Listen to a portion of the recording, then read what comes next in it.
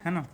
अब जो है हमारे पास में एग्जांपल नंबर 6 है ना। सर क्वेश्चन लिख जिसमें दीजिए, मैं क्वेश्चन है लिख ना, के जिसमें कि क्वेश्चन में क्या कहता है कि अ सिंपली सपोर्टेड बीम, एक सिंपली सपोर्टेड बीम है, simply supported beam 3 meter span 3 meter of span 3 meter, है ना। तो एक सिंपली सपोर्टेड बीम है, मैं यहाँ पे बनाते भी जाता हूँ जी। कि ये हमारे पास में एक बीम होगी, ये बीम होगी, ये सिंपली सपोर्टेड बीम होगी। इसकी स्पैन मतलब इसकी टोटल लेंथ, है ना। स्पैन मतलब टोटल लेंथ, इसकी लेंथ कितनी होगी 3 मीटर ऑफ स्पैन 3 मीटर, है ना। Is loaded as shown, is loaded as shown in figure. अच्छा, इसकी डायग्राम भी दी हुई है ना। 3 meter is loaded as shown in figure, है ना। फिर क्या कहता है, ड्रॉ बनाऊंगा bending moment diagram for this beam, है ना। Indicate all controlling values on it.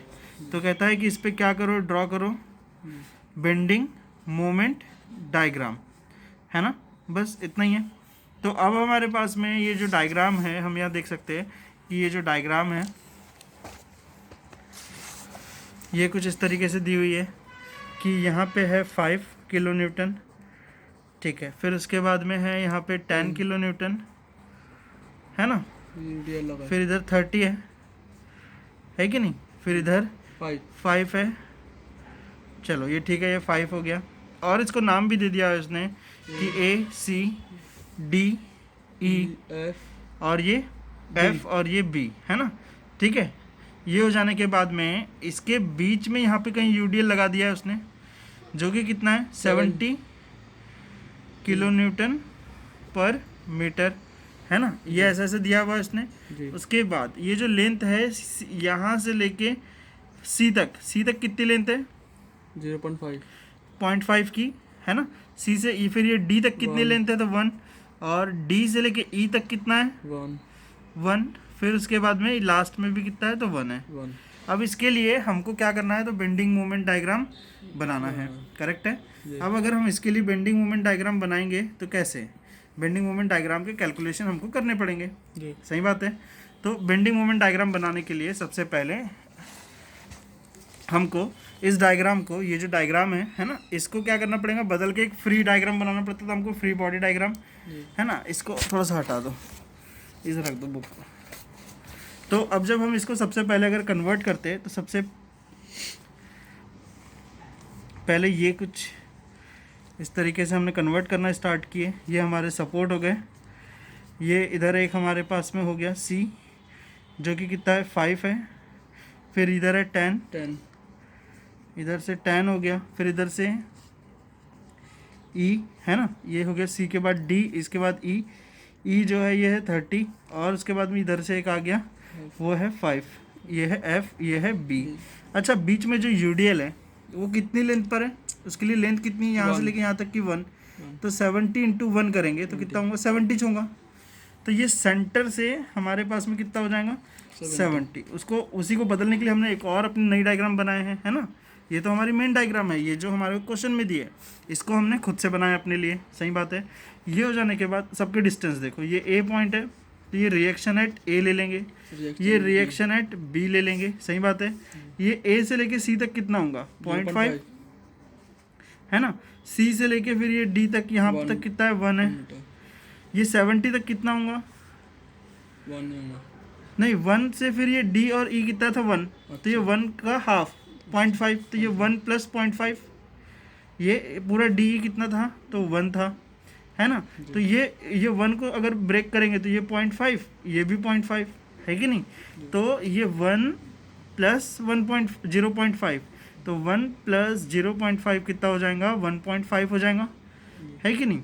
फिर ये E तक की डिस्टेंस कितना आएगा, E तक के कितना आएगा तो ये 1, ये पूरा 1 यहाँ तक के D तक के 1 है, और D से लेके E तक अगेन 1, तो ये कितना हो जाएगा 2, सही बात है।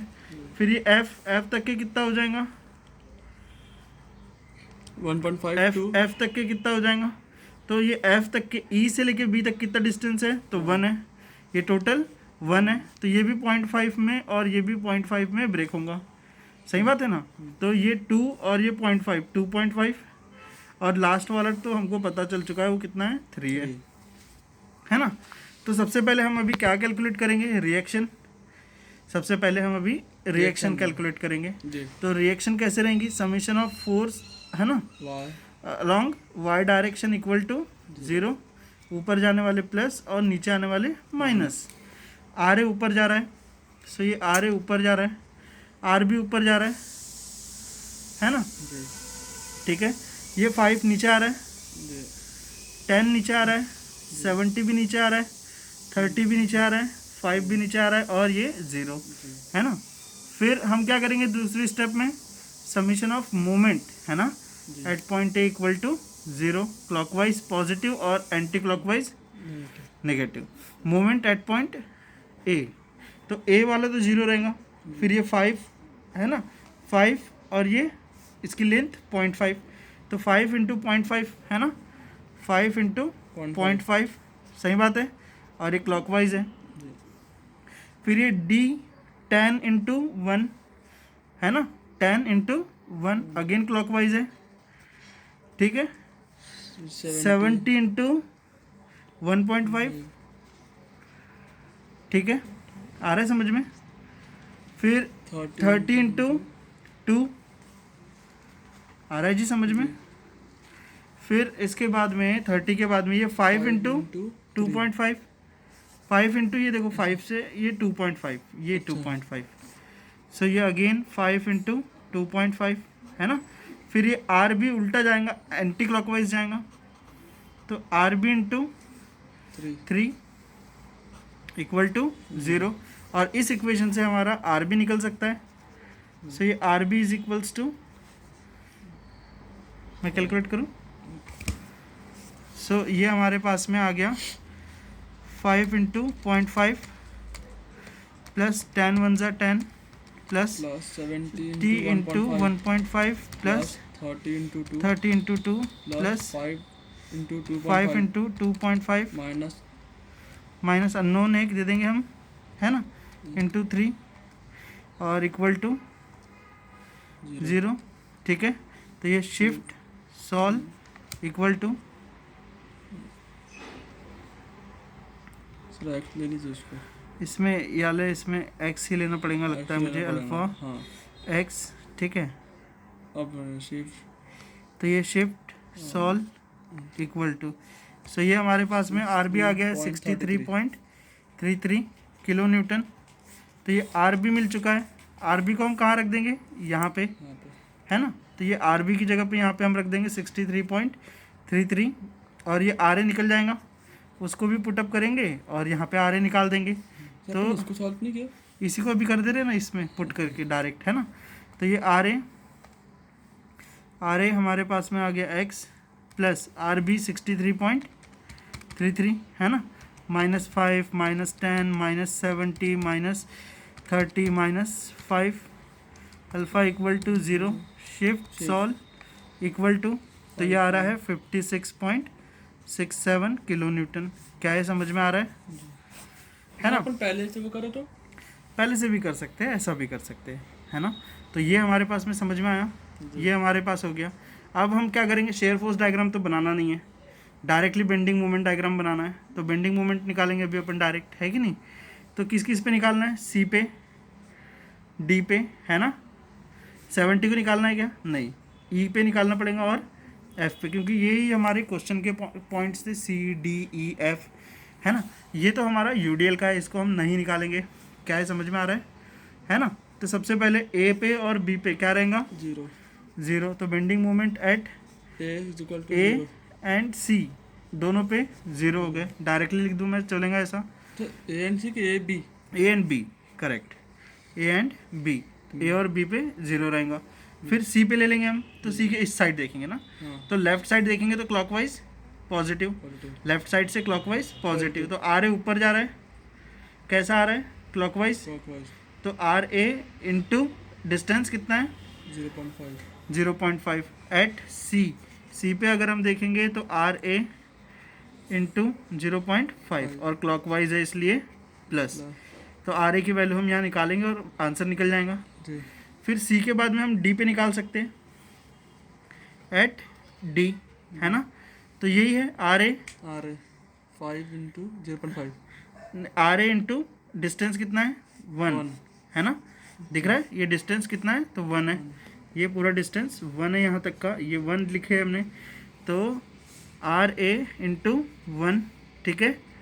और ये क्लॉकवाइज है और ये एंटी क्लॉकवाइज है, लेकिन अब तो ये 5 इंटू डिस्टेंस, ये 1 है, ये 0.5 ले गया, ये पूरा 1 है, ये 0.5 ले गया, ये कितना बचा 0.5 बचा ना, 1 हाँ तो 5 इंटू 0.5 आ रहा है। और ये एंटी क्लॉकवाइज है, जी 5 इंटू 0.5, है ना।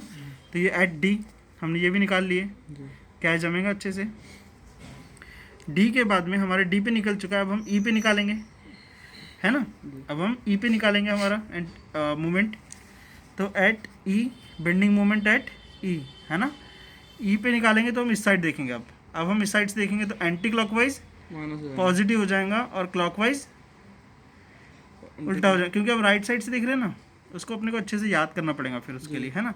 तो ये क्लॉकवाइज आ रहा है, जी तो ये 5 इंटू 0.5, तो ये 5 इंटू 0.5 और ये क्लॉकवाइज आ रहा है ना, इसीलिए नेगेटिव, ठीक है। आ रहा है समझ में, जी क्लॉकवाइज आने की वजह से नेगेटिव। फिर ये R B clockwise, sorry anti clockwise जा रहा है, इसलिए पॉजिटिव। और इसकी डिस्टेंस कितना है ई से 1, 1 और ये हमारे पास ये भी आ जाएगा। फिर ई के बाद में एफ पे निकालेंगे हम, है ना। तो एफ पे तो यही है R B into 0.5, R B into 0.5 आ रहा है समझ में। जी और इन सब का हमने ले लिए है। तो आर ए की वैल्यू कितनी है, 56 आर ए की वैल्यू 56, 6.67 67 इंटू 0.5 हम कर देंगे, हमारा आंसर आ जाएगा। आर ए की वैल्यू हम यहाँ पे पुट कर देंगे 56.67, यहाँ पे आर बी की वैल्यू पुटअप करेंगे, जी आर बी की वैल्यू है 63.33 63.33, आर बी की वैल्यू है 63.33, 33 है ना। अब यहाँ पे वैल्यू आंसर निकालेंगे, तो ये 56, ये जो है 56.67 इंटू 0.5, फिर ये हमारा आंसर आ गया है 28.335 किलो न्यूटन मीटर, है ना, किलो न्यूटन मीटर। फिर ये 56.67 इंटू 1, सही बात है, -5 इंटू 0.5, ये हमारा आंसर आ गया है 54.17 किलो न्यूटन मीटर। क्या है समझ में आ रहा है। ये है 5 into 0.5 plus R B 63.33 into 1, ये आ रहा है 60.83, ठीक है, किलो न्यूटन मीटर। ये 63.33 इंटू 0.5, ये आ गया है 31.665 किलो न्यूटन मीटर। क्या जमेगा जी अच्छे से। ये हो जाने के बाद में अब हमारी बेंडिंग मोमेंट डायग्राम बनेगी डायरेक्टली। तो हम इस पॉइंट को नीचे ला लेंगे, इस पॉइंट को नीचे ला लेंगे, इसको इसको इसको और इसको भी नीचे ला लेंगे, है ना।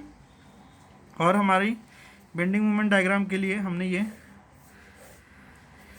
ए ले लिए, ये बी ले लिए, C D E F, correct है ना।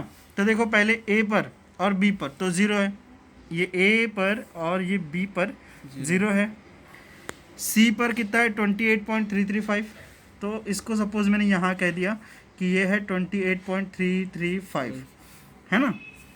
फिर डी पर 54.17, इससे थोड़ा बड़ा लेना पड़ेगा मेरे को क्योंकि 54 बड़ा होगा, 0.17। ई पर 60, ई पर 60 है ना। तो ये ई है, ई पर 60, तो 54 से भी बड़ा लेना पड़ेगा 60, है ना, 0.83। फिर इसके बाद में एफ पर 31, तो 28 से थोड़ा बड़ा, क्योंकि 31 38 से बड़ा रहेगा, 28 से बड़ा रहेगा। ये हो गया। ये देखो यहाँ पे कोई यूडीएल है क्या, नहीं, तो स्ट्रेट लाइन से ज्वाइन करेंगे ना, स्केल पकड़ के स्ट्रेट लाइन। यहाँ पे भी यूडीएल नहीं है, स्ट्रेट लाइन आ रहा है। यहाँ पे यूडीएल है तो ये फ्री हैंड, आ रहा है जी समझ में? ये ई से लेके एफ तक अगेन यूडीएल, फिर यहाँ पे भी सॉरी यूडीएल नहीं है, स्ट्रेट लाइन है, और ये हमारी बेंडिंग मोमेंट डायग्राम बन चुकी है। आएगा अच्छे से समझ में? ठीक है।